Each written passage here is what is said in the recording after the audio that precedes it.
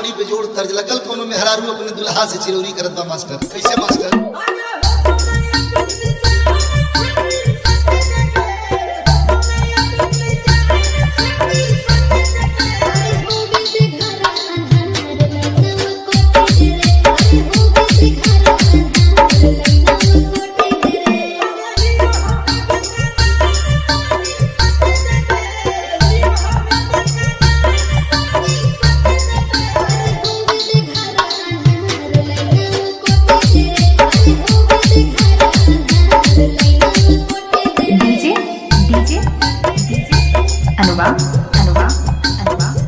राज राज राज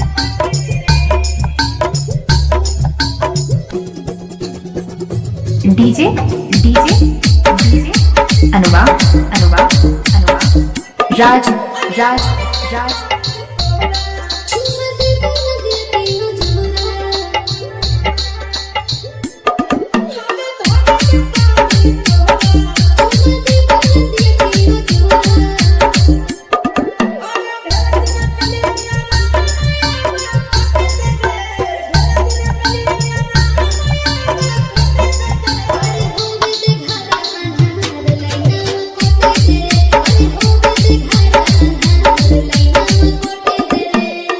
DJ DJ DJ अनुवा अनुवा अनुवा राज राज राज